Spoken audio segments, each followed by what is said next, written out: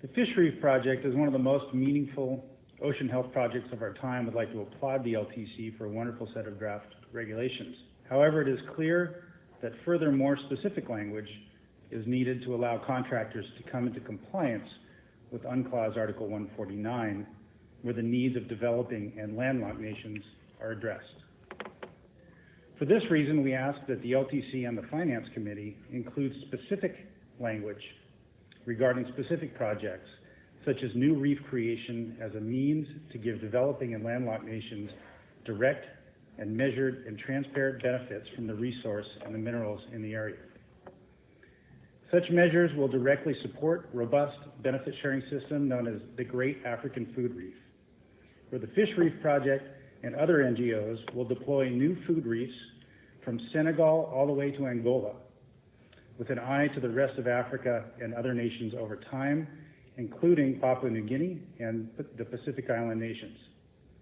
The new reefs will yield millions of tons of new marine life and create a critical new, sustainable, long-term source of high-quality protein and jobs for the African people.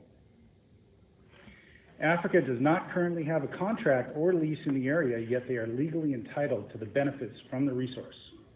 Hence, by creating reefs that will last up to 500 years in the coastal zones, we can ensure that all Africans see a real measurable benefit from the resource. The new reefs offer direct poverty reduction while meeting the United Nations Sustainable Development Goals to the T. If you look at the ecosystem services value and the long-term food value and the long-term job value of creating a reef in the coastal zone, it's a monetary amplifier. So let's say that $1 million went to make a set of reefs. The actual financial benefit to the coastal nations is likely in the hundreds of millions of dollars. And it's permanent and it's long-term and it reaches the common person. In West Africa, fish depletion is a real issue and could lead to hunger and civil unrest. The new food reefs that we will make starting in Ghana, Senegal, and Nigeria will stimulate the existing marine ecosystem and utilize simple time-tested technologies to enhance ocean productivity. This is critical as the United Nations estimates a coming population explosion with the most growth to occur in Africa. Hence, long-term sustainable food security in Africa is a critical issue for the entire world. The ISA now has a means to help ensure matters through supporting the Great African Food Reef as a form of social mitigation for deep-sea mining. To provide benefits to landlocked nations under Article 149, our system will donate an entire 20% of all of its revenues to the ISA Endowment Fund, and thus landlocked nations can access these funds for their environmental projects and studies, as well as ISA travel costs. As much as $12 million a year could be made available for this purpose. Plus, we share another 20% of our revenues with each coastal nation that hosts the new food reefs to cover their administration costs.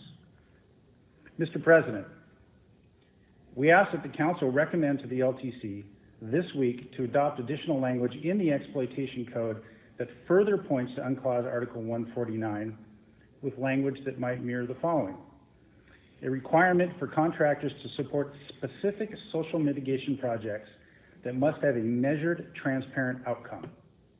The projects must benefit the people of both developing and landlocked nations. Such projects include, but are not limited to, the creation of new reefs in the coastal zones of developing nations to enhance fisheries and create socioeconomic benefits for people. Such projects must have a clear set of deliverables and third-party verification. After all, money is nice, but in creating long-term sustainable jobs and perpetual food supply ensures that benefits make it to the common person. The Fish Reef Project wants all of the hungry, hardworking, small-scale, artisanal fishermen that go to sea each day, risking their lives to feed their families, that we have your back. We hear your voice. We know your struggle. And as fellow fishermen, we will be here for decades as a permanent, long-term trusted partner with the ISA to ensure that the most benefits possible come your way. Thank you, Mr. President.